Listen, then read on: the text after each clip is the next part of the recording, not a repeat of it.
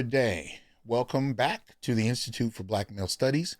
Today, I am particularly privileged because we have an opportunity to welcome Dr. Tim Golden, who will be presenting on a Hill Far Away, the problem of black male death in Christianity.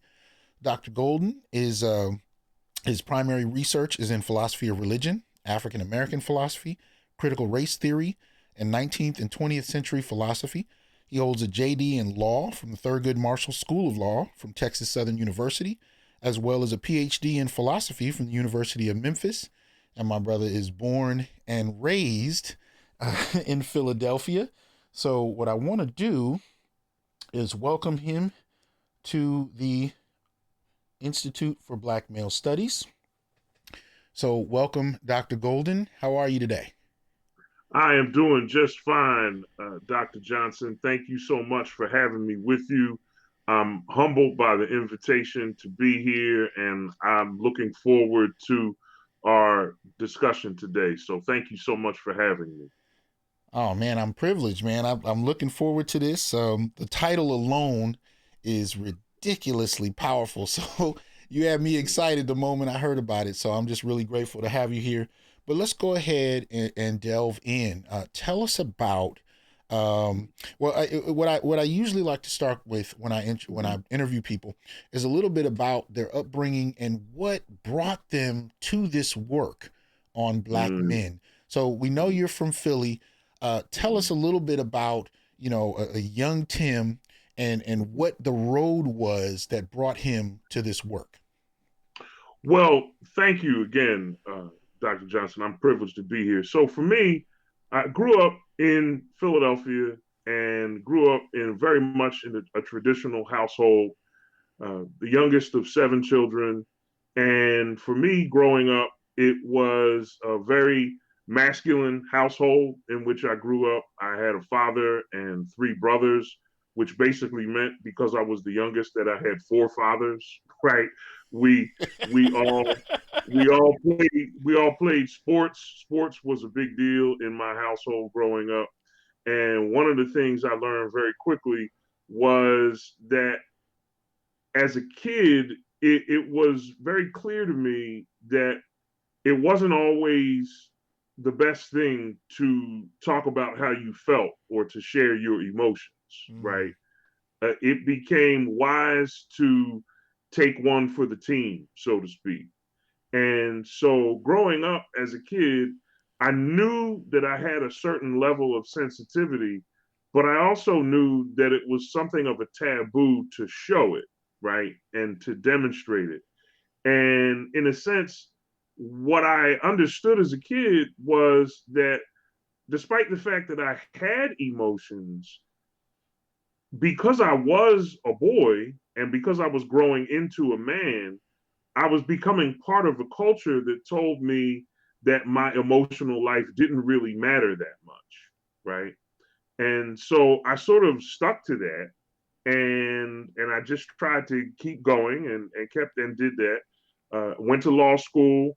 Uh, After law school, I passed the bar exam, got married, had a law practice in and around Philadelphia for a long time. And I had some very difficult emotional experiences during my marriage, which very sadly led to a divorce about 5 years ago. For the past 5 years, I've been on a journey of healing from my divorce, and I'm learning that there's absolutely nothing wrong with being a man and taking your inner emotional life seriously, right?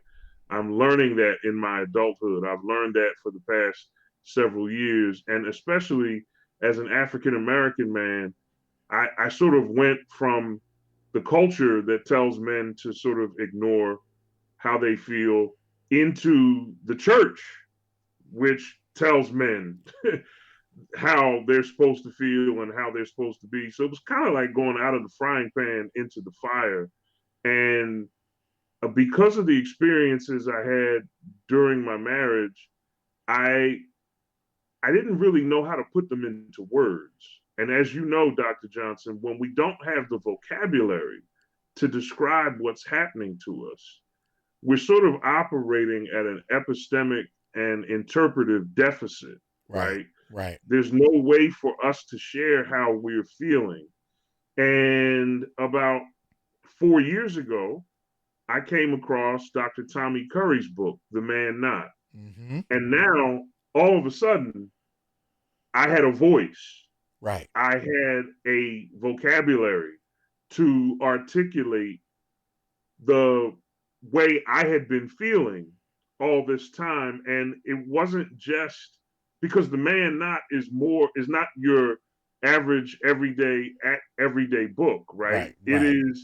It's worthy of a permanent place on your bookshelf because it is a it's a reservoir, it's a veritable reservoir of sociological information, historical information about what it means to be Black and to be a man in the United States of America. Right. And his most recent work, that is critical of intersectionality, gave me a further voice when I began to realize that some of the problems with intersectional feminism that he points out in his work become theologized when certain sectors of Christianity, here I'm speaking of certain feminist theological readings, adopted intersectionality wholesale without any real attentiveness to the kinds of things that Curry is pointing out in terms of blind spots. Right. And so now, today, as an adult Black male in the church who adheres to Christianity, I'm really interested in trying to stem the tide of what I believe are some very dangerous ideas. And these are the same ideas that led me to the brink of suicide Wow. just about 8 years ago. Wow. So this has been a personal journey for me. And Absolutely. I'm thankful for the work of Dr. Curry, because not only has it given me a voice, but I think the hallmark of quality academic research is that it gets expanded into other areas that perhaps the originator of the research did not contemplate, Right. right?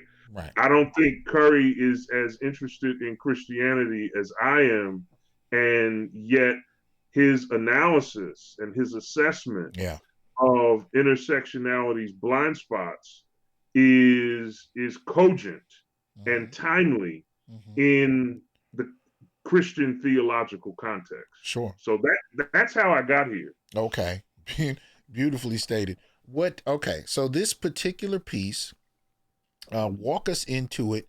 Tell us what it is you're doing here, and please, you know, uh, Sure. you know, let us allow us to kind of follow you, keeping in mind that some of us are lay folk when it comes to Of theological course. studies. But please take us through, because it's the Absolutely. importance of this subject, both within the context of the church, but also in the academy, also in the world. Because I think what you're doing is similar to what Tommy's doing, in that it's going to apply to people across the board. And I think we're starting to see similar tropes in regard to Black gender in different religious practices in the community. So I think what you're doing is going to lay down a blueprint that is going to apply in a lot of different settings that you yourself may not have anticipated, because of how deep some of this goes. So please go in and walk us through. All right. Well, thank you again, Dr. Johnson. I certainly hope that it does go to other places. Well, so I realize that I'm addressing a theological problem, right? And insofar as it's a theological problem, I think it's important to begin with a theological text. So my point of departure for this current research, which I hope will be appearing in a forthcoming volume, an interdisciplinary volume of Black Male Studies with Temple University Press. I've submitted it for that purpose, and it's be a chapter in that book. And the title of the chapter is On a Hill Far Away: The Problem of Black Male Death in Black Christianity. The chapter begins with an analysis of a biblical story.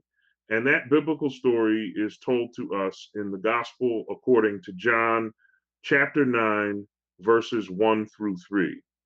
There, we are told that Jesus is with his disciples, and that when he's with his disciples, they see a man who had been born blind from birth. When they see this man, in verse 2, the disciples say to Jesus, "Who did sin, this man or his parents, that he was born blind?" Now, here is where the paper really sort of generates, right? The paper really comes from this one simple question that the disciples ask Jesus. When the disciples see this man who was born blind, they ask a question that presupposes some sort of moral failing as a first principle of his physical disability. In other words, they are assuming that because he is blind, he must have done something wrong. This was a prevailing cultural attitude in first century Palestine, such that if you did have a physical disability like this man who was born blind, it was understood in the community that you had some sort of moral failing that led you to be disabled, right? This is a crude articulation of what philosophers call the principle of sufficient reason, which says that everything that exists has to exist for some reason. So if you were born blind, you must have done something wrong. As a result of this cultural and social perception, this man's humanity is completely ignored, and instead he becomes a mere walking billboard for the latest social and cultural theories about his condition. His humanity, his hopes, his dreams, his aspirations, his likes, his dislikes, his soul, his inner life is completely ignored because everybody has a theory about why he was born blind. The aim of this book chapter is to show that the man born blind in this story in John's gospel is in a social and cultural position akin to that of Black men in American Christendom, which is to say that even as the man in the story, the man who was born blind in the story, is incessantly pathologized and theorized about, this is what happens to Black men in contemporary American Christendom. There is an excess of theologizing, an excess of pathologizing, such that even if the man born blind had spoken up, anything he said would have been dismissed ad hominem as the speech of one who's unworthy to speak because of his culturally generated and society and theologically diagnosed disorder.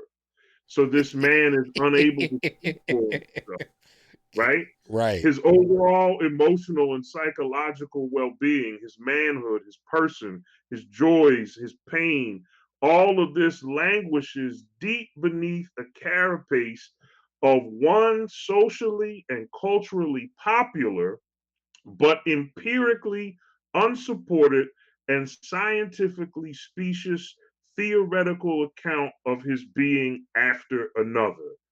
And when the disciples ask the question to Jesus, they are simply demonstrating the latest attempt to heap yet another theory upon this man that would only serve to further burden and dehumanize him rather than recognize his humanity. This, I argue in the chapter, is a literary representation, a biblical articulation of the current position of Black men in American Christendom.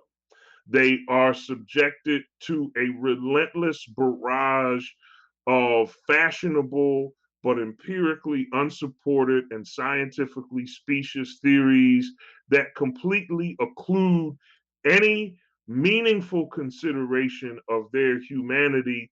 And the tragedy is that this happens in the context of an ecclesial community, which is supposed to be there as a means of spiritual refreshing and healing and comfort. And yet it becomes a tragic space in which the Black man is made to think from pulpit and pew that something is wrong with him. This, I argue, happens in two ways. First, it happens through a misguided theological interpretation of the Christ figure that results in forms of masculinity that are preached and held up as utopian standards that are essentially unattainable, right? So here I draw from the work of the womanist theologian Dolores Williams and the work of Ronald Neal, a religion scholar. And then the second way that this happens to Black men is through the wholesale adoption of intersectional feminism by feminist theologian Elizabeth Schussler Fiorenza and her notion of chiriarchy, which she argues is a way of accounting for the multiplicity of forms of oppression that she believes exist in the church and in society. The problem with this theological adoption of intersectionality is twofold. First, it does not account for the real problems of the racist, criminological, and sociological theories that undergird intersectional feminism.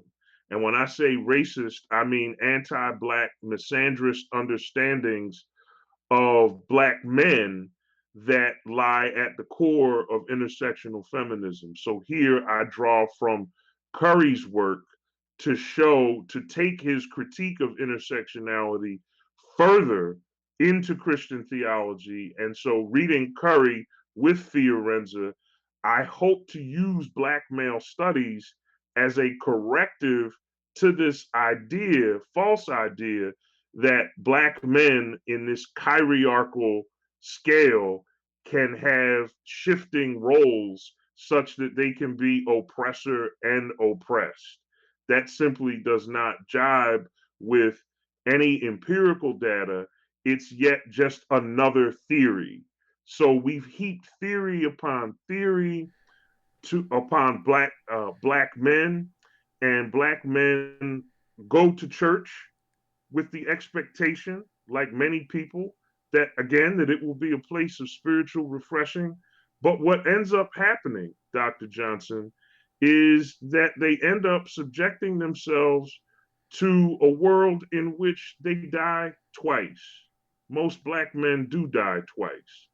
The physical death comes later, but preceding that is a social death and a cultural death. And sadly, part of that cultural death is the cultural crucifixion that they experience in an ecclesial space that should be one for their benefit, but instead they end up being told that they have to be like Jesus, that they have to play the zero sum game of dying for others in order for others to live. And this zero sum game means that many Black men, before their physical death, are culturally crucified, in the words of the old hymn, on a hill far away from who they really are. And this is what I aim to put a stop to, or at least to raise my voice against it, right? Because I occupy that space as a Black man and as a Black male Christian. Right. I occupy that space, and I have an interest in making that space conducive to my spiritual and my moral development and my well-being. Right. And so the energy that I try to bring to this subject is really a sense of urgency, motivated not only by my well-being, but the well-being of other Black men in the church who are husbands and fathers That's and right. uncles, That's right. Yeah. and who do the best they can to care for families, and who may often end up leaving church scratching their heads Oh saying, yes. wait a minute, Oh all the yes. women in church today shouted hallelujah and amen, and I'm leaving church feeling terrible. Why do I feel so bad today? and And the secular repercussions are just as palpable. But what I find interesting to me, is this question of also Black male presence, right? Now I want you to continue, but I just wanted to ask it. sure. If you'll include the actual presence of Black men over the last few decades in the church, what has happened in relation to what you're talking about? Because a lot of people don't want to address that. We want to act like the Black church is the same as it was in 1965 and the same as it was in 1941. There have been some significant changes since the 1980s in regard to Black male presence. Is that due in part to what you're talking about? I think it is. I think it is, Dr. Johnson. When you think about, so I begin, right, the paper by talking about the womanist theologian Dolores Williams, who has this compelling interpretation of atonement theology, right? Atonement theology is this idea that Jesus took our place on the cross to die for us, and that this is the ultimate act of self-sacrifice. And what Dolores Williams does in her landmark text on womanist theology, Sisters in the Wilderness, is she argues that Black women have assumed a role of surrogacy that has been given theological, spiritual, and moral legitimacy, because Black women are told to see their roles as surrogates, whether it be voluntarily through manual domestic labor after slavery, or during slavery involuntarily as sexual objects of sexual pleasure for white men. She argues that Black women have been told to view those roles in spiritual, moral terms, such that they are encouraged to do those things because that makes them more like Christ, right? And she has a compelling interpretation of this idea where she criticizes it. And what I'm arguing is that Black men have a similar problem with an interpretation of the Christ figure. That problem is, if you think about it, Jesus is a racialized male. In many Black churches, it's taught that Jesus was a Black person. So you have a racialized male who is subject to theopolitical social oppression, and he has to give his life in order for others to be saved. So the fancy word for this in Christian theology is soteriology. So there is a soteriological understanding, or an understanding of salvation, where the archetype of salvation is a racialized male who has to die in order for other people to live. And Black men go to church where they're told from the pulpit and from the pew that this is what they have to do. That's right. That's right. So that they have to sacrifice themselves, or that they have to die in order for others to live. And as if that were not enough, they're told that while they are alive, they have to live up to these utopian standards of masculinity. So Ronald Neal, in his work, I draw from his work in this chapter where he talks about Abrahamic masculinity. And he talks about how black men are told that they have to be like Abraham, right? They have to have houses, they have to have land, they have to have servants, they have to be rich, they have to be kind, Yes, sir. they have to be benevolent, Yes, sir. right?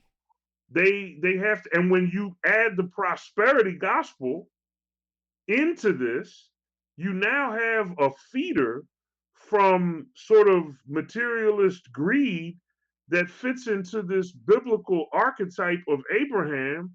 And black men are told that if you are not doing these things for your wife and your family, you're somehow less of a man.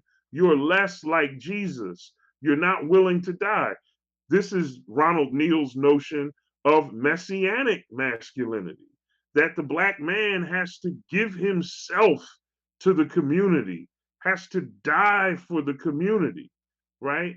And these are utopian standards of masculinity that are devastating, I think, to the black male psyche, and that cause men, black men in the church, to ignore themselves to such a degree that they experience their cultural death at the hands of this cultural crucifixion long before their physical death. And they continue to walk around in the church and in the world as very high functioning, high achieving, good, decent, productive members of society. And black men in the church become what I call the walking dead, right? They're there, they're functional, but they're already emotionally and psychologically gone. Damn. They are the walking dead. And the You have to the look. black eyes, broken bones, and missing teeth of the physical abuse of a woman brings us outrage, as it should. Wow. But the broken spirit, the sad heart, Right. the depression of a man passes completely unnoticed. We're invisible. Yeah. We're invisible. We're invisible. Goodness. Brother, you have to know I'm over here falling out of my chair, brother. This is you know, Man, I just feel like we need to bring attention to this problem, right. right? Right. Because we need to pay attention to the way that the Christ figure is interpreted and what that interpretation means for black men and how black men relate to that interpretation. You know, I jokingly tell my other Christian black friends, I thought Jesus died so I didn't have to. And, and yet here I am giving myself right. for Right. someone who basically is told they don't have to do anything because I'm going to come save them. Yes. And if I die in the process, yes. so what? That's the way it's supposed to be. Wow. So this and if I am not, if I'm resistant to the Abrahamic or the messianic masculinity, then I'm pathologized, right? Then there's a theory about me, right?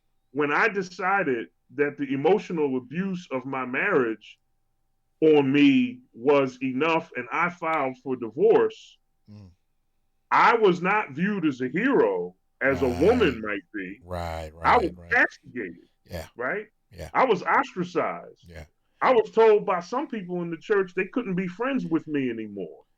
Because somehow you failed her by not living up to this unrealistic idea and the particular interpretation of it. Now, some of what Black Male Studies also deals with is this concept of John Henryism. And I can see how it would play out here where black men are expected to continue with this particular type of performance even to their own detriment, but do so oblivious to pain and continuing on to death. Um, how deeply do you think these ideas have been internalized within African American community in particular, but in the church as well? What do you think? I think they have been internalized very deeply, especially when you have uh, Dr. Ronald Neal talks about messianic figures in Black history, right? And he talks about Martin Luther King, right? You have Black male figures there that are seen as sort of martyrs, people who actually did physically die, gave their life for a cause, and Black men are told that that's what they have to do. Um, I do think that this is deeply ingrained into uh, into African American thought and culture. I think this, in part, has its roots in the American Missionary Society, who was a group of white Christians that did a lot to help newly freed slaves during Reconstruction. They brought a certain Eurocentric standard, a Eurocentric interpretation of the Christ figure to newly freed slaves who were in, because of the failures of the Freedmen's Bureau and the total lack of financial and social support from the federal government, were basically desperate. Newly freed slaves are desperate, and whites who perhaps mean well come from the North with the American Missionary Society, and they offer help, but the help comes with the adoption of a certain Eurocentric interpretation of Christianity. And what better way to serve the interests of white Christianity than to argue that Black men have to die in order for others to live? So I think that's a problem. I think the problem with this way of seeing things could be traced in part back to that. Mm-hmm. I'm more interested, frankly, in a Black nationalist Okay. in, interpretation of scripture. Okay. And when I say Black nationalism, I don't mean the nationalism of the 1960s, which has become a sort of caricature, Mm-hmm. right, of Black nationalism that I think is historically inaccurate. I think when you read 19th century Black abolitionist thought, much of that thought is Christian. Much of that thought is Black nationalist. Here I'm thinking of the work of Lewis Woodson. I'm Mm. even thinking of Maria Stewart, Okay. who is writing, the first Black woman to speak publicly about slavery, and she was a Christian. David Walker, Right. of course, some of David Walker's work in the appeal. There is an element of Black Ah, okay. nationalism. So you're pulling in from David Walker and Mariah Stewart. I see what you're saying. Okay. David Walker, Maria Stewart, Lewis Woodson. There are Black thinkers in the 19th century who are looking at the problem of slavery, and they're doing it from a Black nationalist point of view, Mm. a Black nationalism that I think in many ways is a bit deeper and richer than what we get in the 20th century, because all of these people are also Christians, right? So Mm. there's a Christian Black nationalism that begins to see a certain teleology in Black history that's connected to Black nationhood, that sees Black people, which Black men and women, not as pathological, but as people who are bringing with them something very valuable to help civilization reach its fullest expression. And here I'm interested in drawing from Curry's work on William Ferris, the philosophical treatise of William Ferris. As you probably know, Dr. Johnson, Curry introduces Ferris's work to us. in a book that he published about 4 years ago. Right. I think it was the same year as The Man Not. He has a wonderful introduction to Ferris's work, and when you read William Ferris, what you see is some real possibilities for an Afrocentric philosophical theology of history that can potentially argue not that Black men are pathological, but that Black men actually have a destiny to be played out. And if we can get this sort of view of Black males in the church to be taken seriously in pulpits, now all of a sudden we can reverse this trend of an eschatology of Black male death, and we can make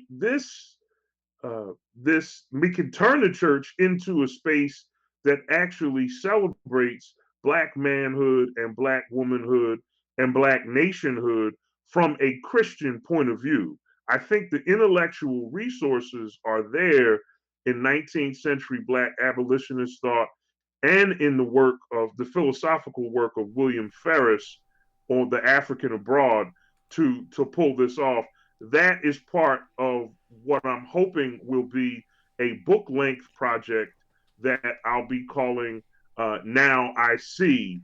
And it will be focusing on the development of this uh, Black nationalist philosophical theology of history that transforms Mm-hmm. Black manhood from something pathological into something that is not only worthwhile, but something that has to be given due regard as essential for the success of humanity.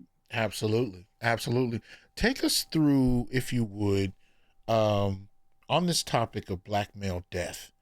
And you talked about, how how it framed, how it's conceptualized. What would you say is the continued and ongoing impact? And if anything, what can we see happening in the future if this continues unchecked? What do you see in terms of this, and how far can it really go? If this continues unchecked, Tommy, what we're going to see is Black men are going to continue to die and nobody's going to care. Mm, Black men are going to continue to suffer from hypertension, strokes, heart attacks. get it? Is there any wonder why, with this level of stress, Yeah. if I'm constantly told that I have to be like Abraham, if I'm constantly told that I have to be like Christ, Mm, if I'm constantly told that my life doesn't matter because I have to give it to save my family, and then on top of that, I have the pressures of work or school. right. It, black, if this trend does not stop, then Black men will just continue to die either by natural causes of coronary artery disease or type 2 diabetes or problems with just stress because a Black man goes to work and comes home and he's tired and he faces the sort of oppressive atmosphere at his job and he just wants to sit down. Sometimes he just wants to sit down and eat. Then he, not always eating well and that sort of thing. And so you have a lot of factors that contribute to this issue of Black male death.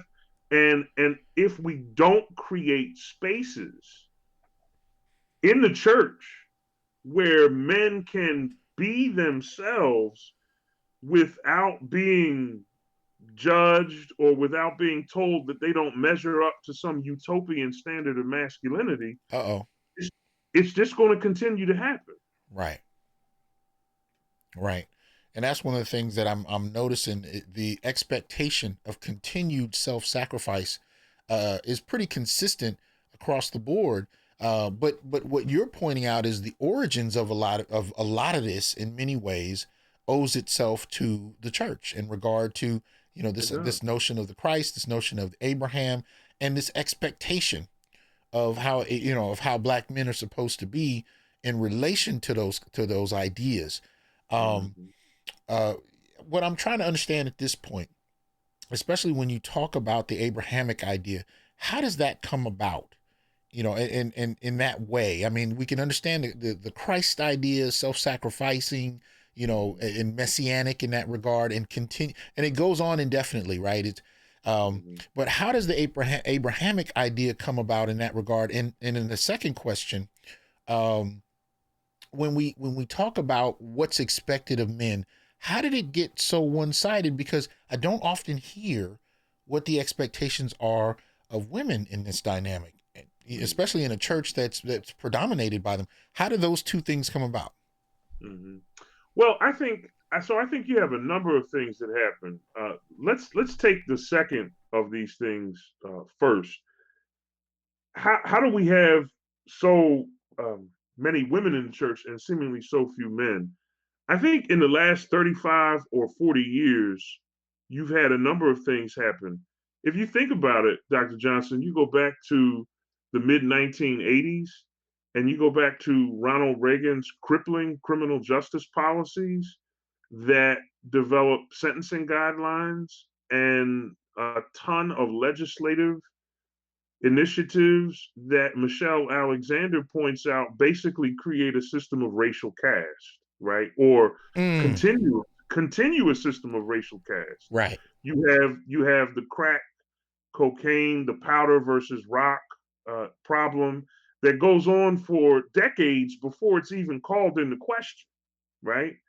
And taken seriously.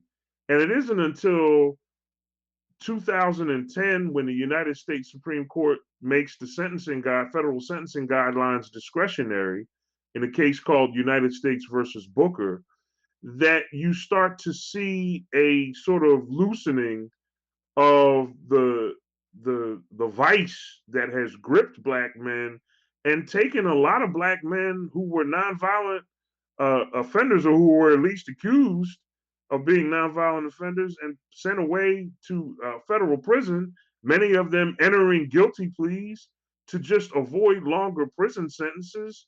So you're not pleading guilty because you are guilty.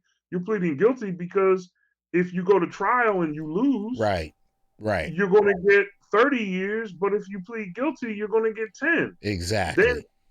you plead guilty, you go to federal prison for 10 years, you come out, you can't get work, right? And as a result, church, frankly, becomes secondary. So you have a lot of that, which has a lot of black men have been sucked out of uh, church and church contexts from this really problematic uh, mechanism of the criminal justice system that was really set in motion in the mid 80s with the Reagan administration, right? And a lot of their criminal justice policies. So you add that to the proliferation of the prosperity gospel. So you have black men who are coming out of being sucked out of the church by the criminal justice system. And then you have the problem of prosperity taking over. There is Eddie Glaude, professor of religion at Princeton, wrote an article about 13 years ago called "The Death of the Black Church," right? Mm, And Cornel West talks about this in his book Democracy in America. He talks about the difference between what he calls prophetic and Constantinian Christianity, right? So a prophetic Christianity has tended to be the Christianity of the Black church, which has emphasized the need to speak truth to power and to speak on behalf of the oppressed, to seek an emancipatory politics, right? To to really have a level. I mean, this is the Christianity of Martin Luther King, Ralph Abernathy, etc. So you have that, and then you have this other brand of Christianity that understands Christianity in terms of empire, right? Specifically in terms of white racial empire. So you have Constantine, who, when he wanted to gain control over the Christians, he decided that the best strategy was not to oppose them, but to co-opt the religion for political and military gain. So what you end up doing is you take all the steam out of the movement by making the movement part of the empire. And now all of a sudden you were once in danger if you were a Christian, but now you're celebrated. And the church becomes one with the state. That's the best way to defeat a movement. Okay. And so Okay. you have that defeat, and following that defeat, there's a lot of black churches who began to theologize and preach about a post-civil rights theology. Wow. And we don't have to worry about that anymore because Wow. Jim Crow's over. Right. And you get that, and then you get the evangelical community.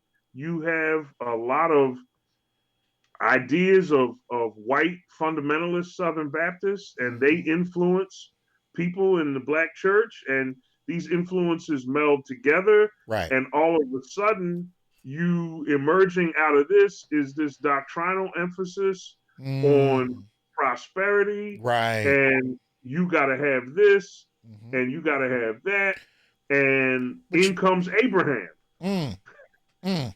On In top, comes yeah, Abraham, yeah. right? And we talked about the pathologizing of the man born blind. Mm. How about the pathologizing of the man born poor, Absolutely. right? Absolutely.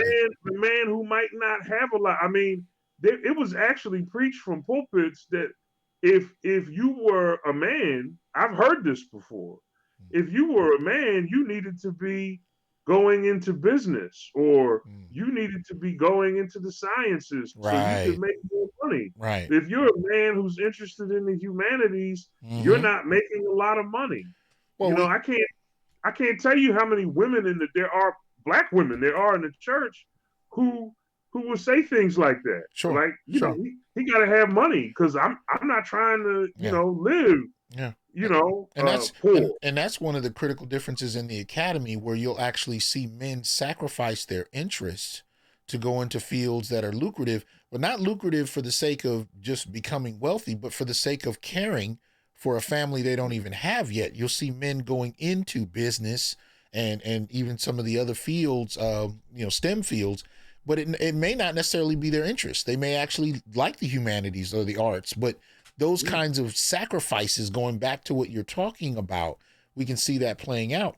But this is also exacerbated by something that I've seen happening, particularly in the last year during the pandemic.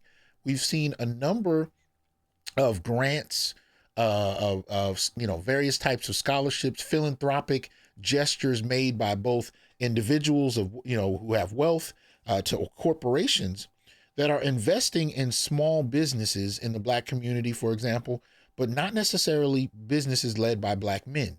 They're very particularly targeting black women, and so what I'm curious about, from in terms of what you're seeing, how does this end up playing into this Abrahamic messianic kind of set of expectations on black men, where, as you say, if you're born poor and you're also not given access to these new things, because what I'm looking at is, I'm framing it more as a new deal, being a new deal that's particularly being offered to black women at the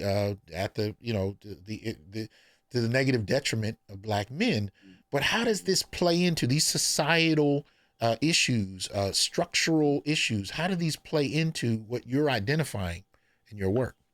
It just worsens it, Dr. Johnson. It feeds right into it and it worsens it. So you have, who is it, Goldman Sachs, that recently Yes, declared yes, they were going to invest money in internships and yes. career opportunities for black women. Hmm. I mean, don't get me wrong, I think that's great, but when all is said and done, you're going to have an ascendancy of black women who, many of whom will continue to go to church, Yeah, yeah, and many of whom will continue to hear the Abrahamic version of masculinity preached. yes, And as they ascend socioeconomically, many black men either remain the same or get worse and then get blamed for staying in the same place. Right.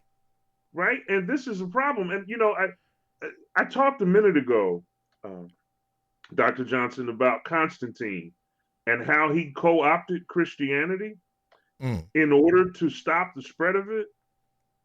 And I want to say this, and it's important to say this. The same thing happened last year to the Black Lives Matter movement. Okay. I think the Black Lives Matter movement, perhaps even the organization, I'm not sure. There have been some issues with the organization recently. But what better way is there to stop the fervor of a grassroots movement like Black Lives Matter than to emblazon it on basketball courts? Damn. Than to make it popular, to put it on football fields, to accept the message publicly. It's a shrewd move by corporate interests. Do people in indigenous communities really believe that the former Washington Redskins changed their name because they were convinced that the Daniel Snyder, the owner, right, believed it was morally wrong and racist to have such a name? Or did he do it because FedEx threatened to withdraw their sponsorship of the team? Right? And so we make these concessions, right? And let's be real.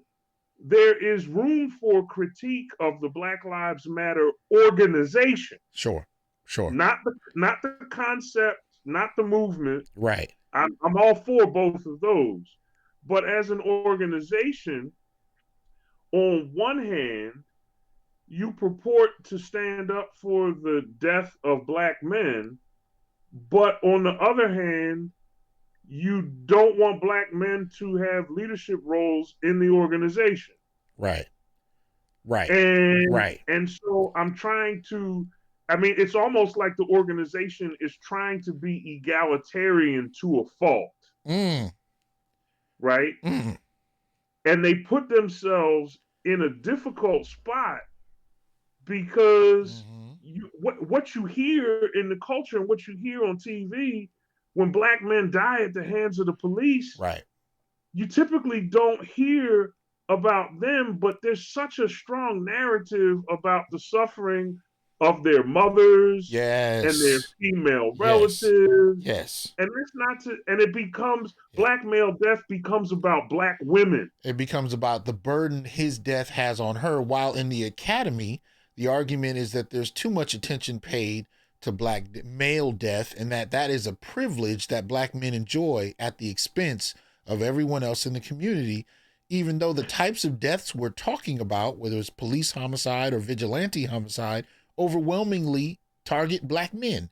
So it's you kind of get caught in this catch-22 in the academy and in mainstream, where Black men's deaths is not about how it impacts Black male life, but how it impacts others, whether positively or, well, I don't mean positively, but whether negative in terms of the attention it draws or negative in terms of the impact it has on Black women. But we can't deal with this moment of just, what it means to Black men, let alone get to any kind of policy that stems these deaths in the first place. And so now you have what I think it was, 90 million extended in the last year to just BLM-like organizations, as they say, a lot of it going to the main one. But again, how much has been actually produced in regard to stemming the tide of these deaths and changing the quality of Black male life? There's still a question mark there that nobody seems to want to address. And now you have all of these dollars, all this attention going to, again, everyone but the actual the men who are dying in the first place. So it's an interesting kind of dynamic there that we're noticing. And again, I'm seeing, a number of these kinds of policies that are targeting individual groups, individual demographics, but they all seem to be kind of sidestepping Black men in an interesting way. And to me, it just ends up creating even more of what you are describing.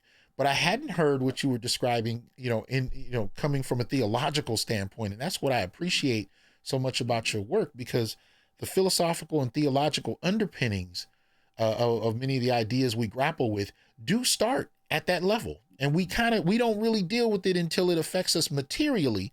But what you're talking about has been growing, has been coming out of the seed work of black culture coming out of the church for some time now, because the church was the foundation of black life. For really, especially toward the end of slavery, it was the only legal place we could congregate, and That's so right. much of your everyday life, from dating to politics and activism, started in the Mhm. church. So these Sorry. ideas are particularly important. Um, uh, you know, what other element, if anything, do you think people overlook in regard to how the church begins to conceptualize the role of man, particularly in the black church?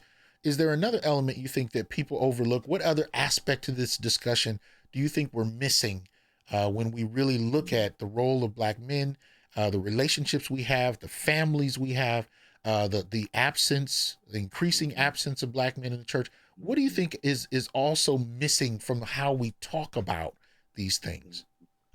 Yeah, that's a great question, Dr. Johnson. I think one of the things that's missing is a real knowledge and familiarity with the history of African American culture, right?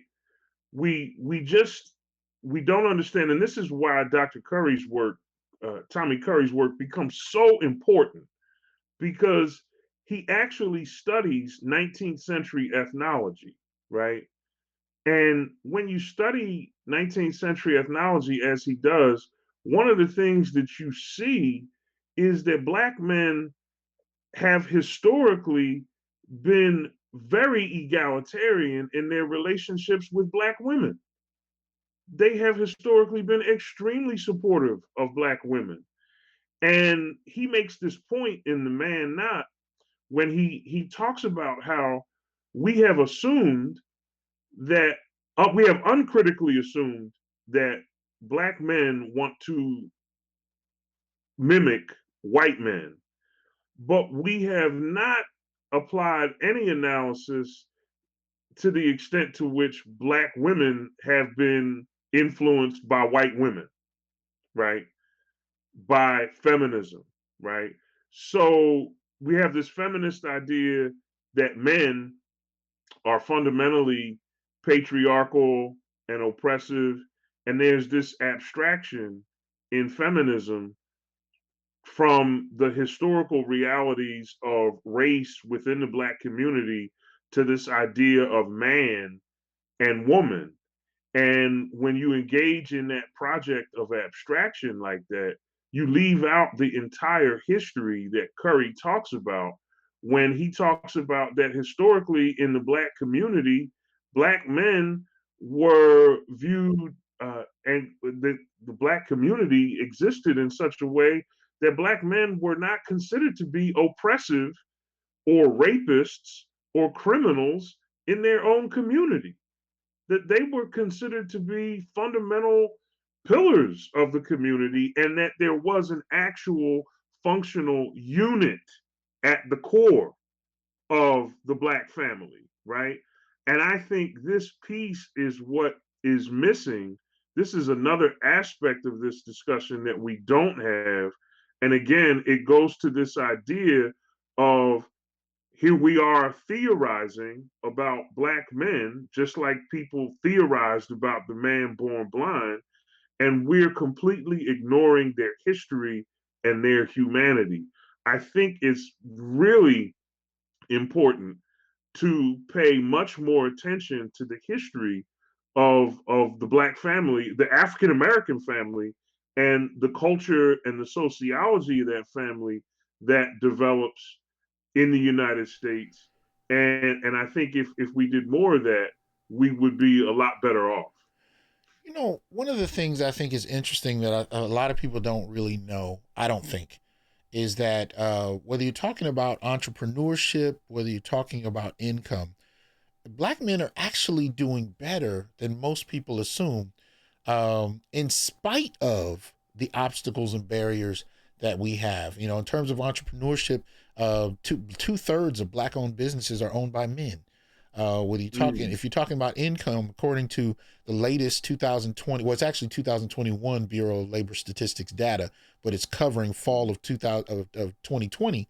What we find is that black men earn more than black women, except when you account for incarceration, right? So for every dollar a white male makes, I think black women are at about 65% of that, 65 cents on that dollar, 63 to 65 cents. Black men are at about 68 to 69 cents. But when you factor incarceration, we're down to 51.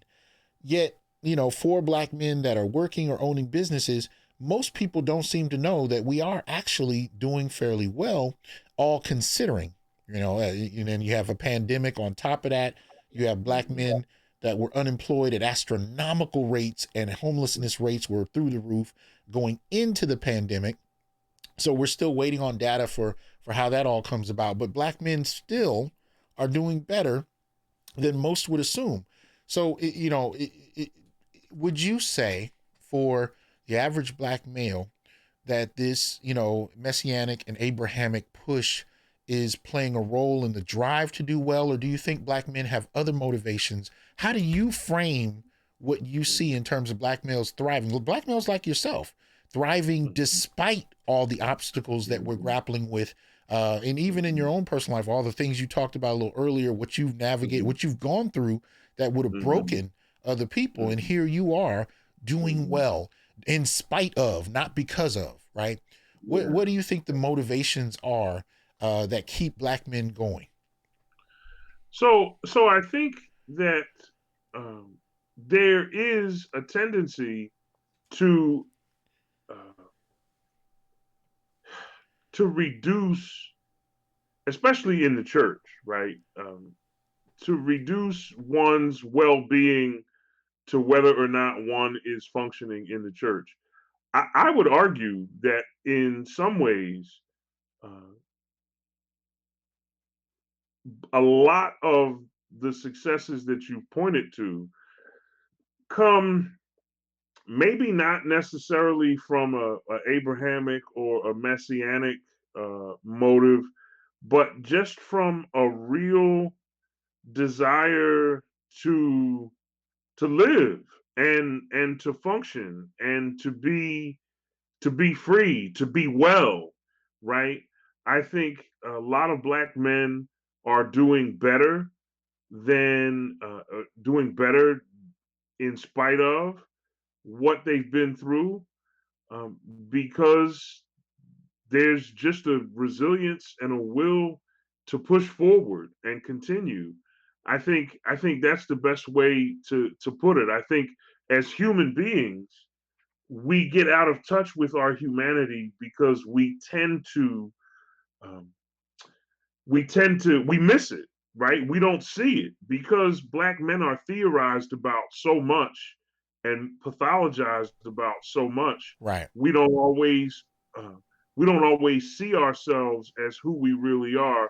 But I think, especially in recent years, there is a social and cultural groundswell of opposition Mm. to many of these characterizations, and there's an academic groundswell of opposition now, spearheaded by Tommy Curry, spearheaded by scholars such as yourself. And I hope to be a part of that number who says, wait a minute, black men are black men are actually human beings, right? Yes. And Yes. and if you're going to scandalize me for embracing my humanity, that says more about your humanity than it does about mine, Mm. right? Mm. So I'm okay if you want to scandalize me because I'm black and I'm male and I want to resist a form of epistemic oppression that you're pushing on me because you want to know me, because you think you know me because of some theory, then no thanks. I don't want any parts of that. And I think when people begin to resist, good things happen. And for Mm. me, I can speak for myself. My thriving has been based on a desire to distance myself from the church not per se, but to distance myself from the poisonous teachings of the church. So I have a connection, a spiritual connection with God for me, such that it's not mediated by these problematic notions of Abrahamic and messianic masculinity, right? I'm no longer beholden to this idea Right. that I have to give my life to someone Mm, or give my life to save someone or for someone. mm. You know, if I meet a woman at some point and if she's in love with me and I'm in love with her, then that's fine. I have come to understand, and this I think is something that's quite radical, but I think it's consistent with the Christian tradition and with the Hebrew tradition also, with the Judeo-Christian tradition together. I have come, Dr. Johnson, to see God in the face of other people, Wow. Okay. right? Right. So this pretense and mystification that comes with these people who proclaim to have this wonderful relationship with God privately, but whose personal lives and personal relationships with others are falling apart. Mm, I'm real suspicious of that, mm. right?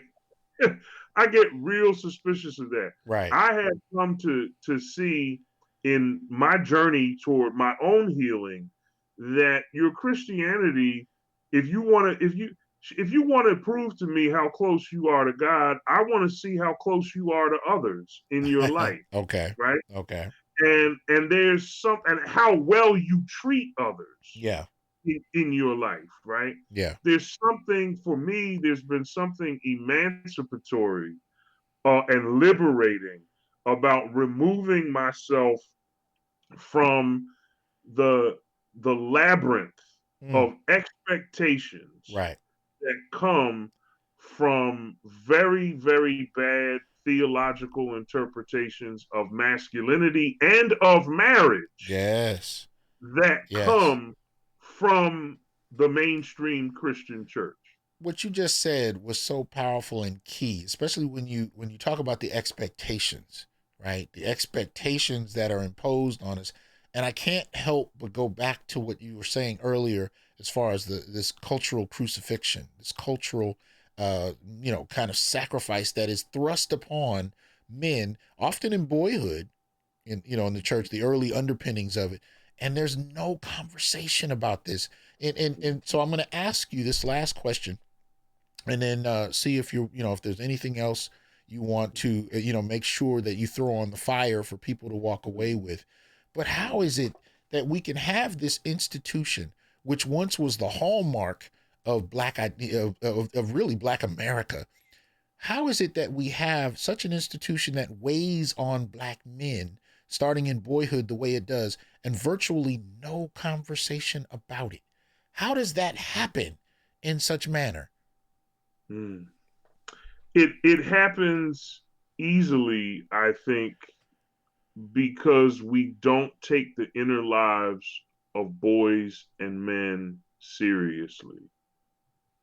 We we tell boys and men that how they feel doesn't matter, what they think doesn't matter, and you go from a child who is told that to an adult who is told and in the church by the same institution, right? Because the the mothers and the fathers who are raising black sons are the mothers and the fathers that go to church every week. Mm-hmm. And right? And you go to church every week. If you're hearing a message that tells you that there's something wrong with you because you're a black man, Right.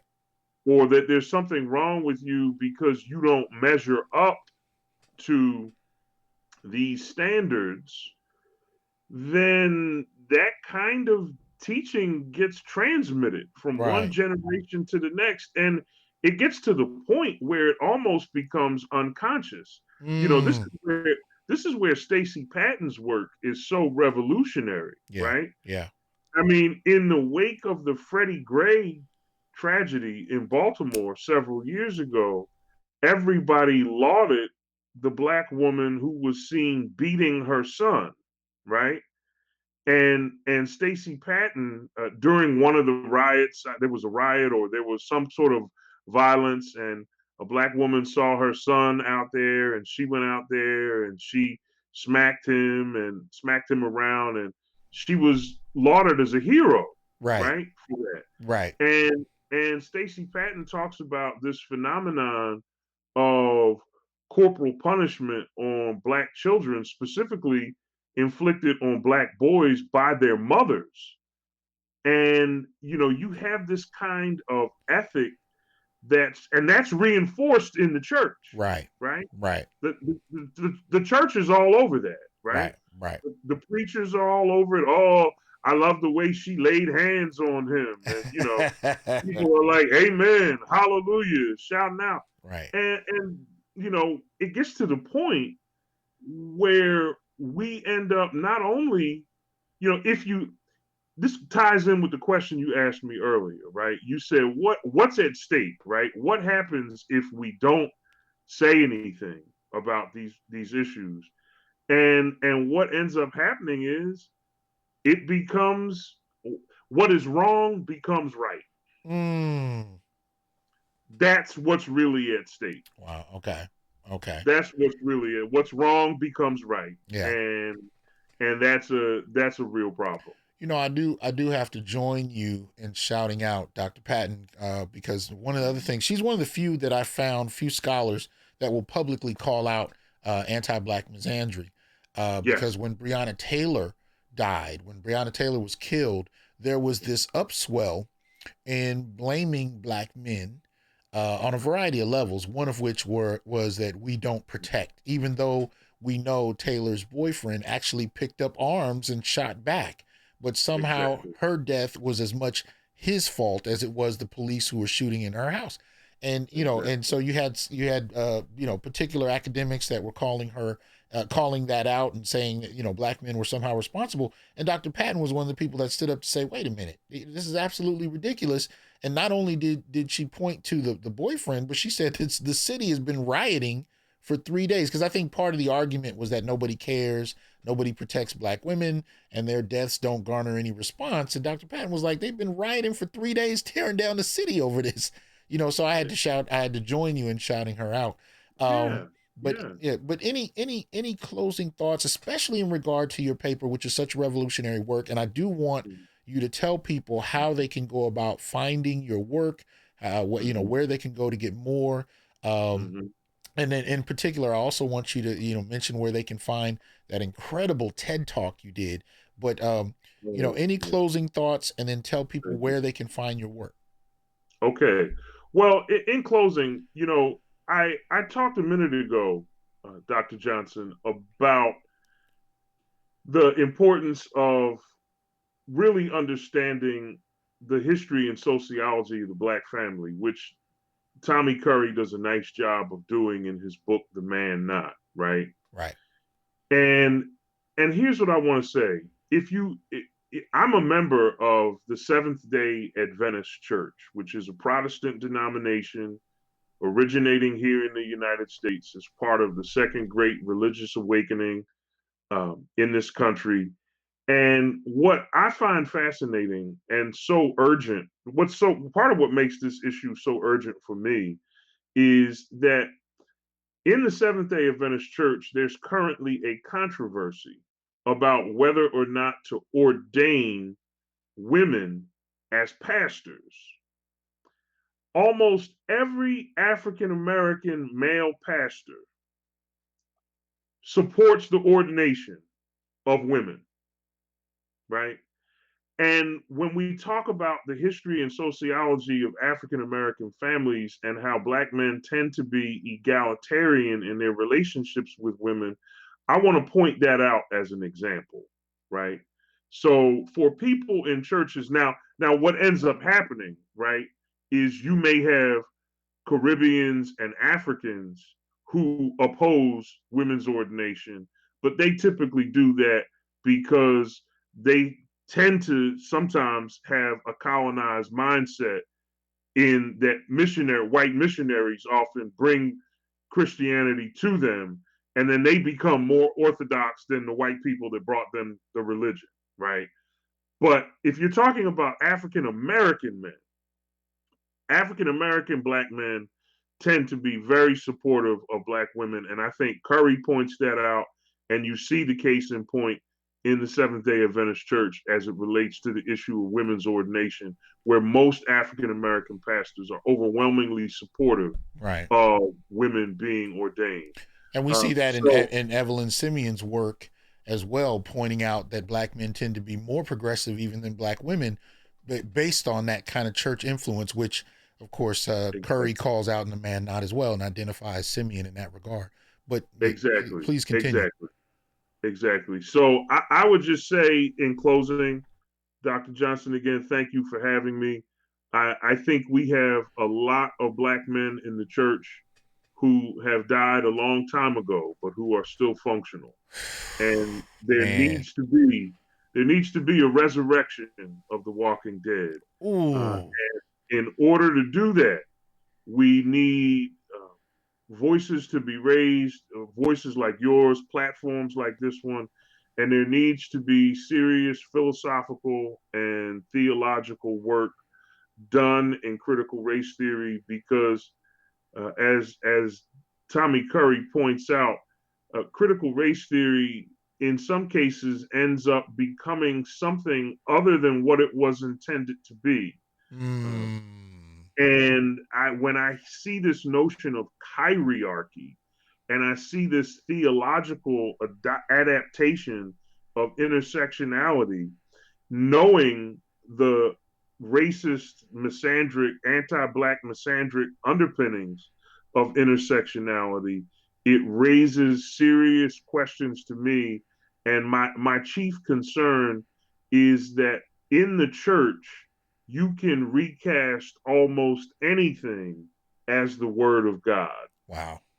And I Wow. would hate to see intersectionality recast from pulpits as the word of God, because that is the groundwork Wow. for making right wrong and wrong right.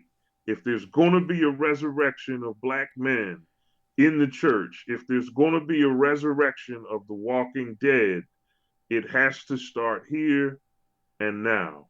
Thank you so much for having me, Dr. Johnson. I Man, appreciate it. powerful. Thank you very much. I appreciate you coming. And oh, I'm sorry. One last thing. Please. You can find my TED talk on the emotional abuse of men Right. on YouTube. If you go into YouTube and you type in Timothy Golden, comma Walla Walla, WALLA, you'll see it. Mhm. My TED talk is called "Suffering in Silence: The Emotional Abuse of Men." Late last year, it surpassed 1 million views. Now I think we're at 1.1 Beautiful. million. Beautiful. So Beautiful. men have an inner life. Yeah. Let's respect it and let's live well and love each other. Oh man. Thank you again. Much appreciation to you coming and breaking this down, man. Thank you. Thank you. Thank you so much, Dr. Johnson. I appreciate it. That was Dr. Timothy Golden, Walla Walla University professor of philosophy, giving a powerful breakdown of the presence and the status of black men in the church as the walking dead in regard to the sacrifices that are thrust upon our shoulders. So I want to thank you for supporting the Institute for Black Male Studies. You can also do so monetarily by going on to Patreon/TH Johnson. You can look for me there, and there is an option for you to provide ongoing regular support to the Institute for Black Male Studies. We hope you will do so. Also, you can go to www.instituteforblackmalestudies.com. And if you click on store, you can actually see a variety of free videos and courses that you can take in the field, so you can find out what Black Male Studies is about. Because formally speaking, there's really only two departments in Black Male Studies in the world. One with Dr. Tommy Curry at the University of Edinburgh in Scotland, and one online at the Institute for Black Male Studies.com. So thank you for your support. See you soon.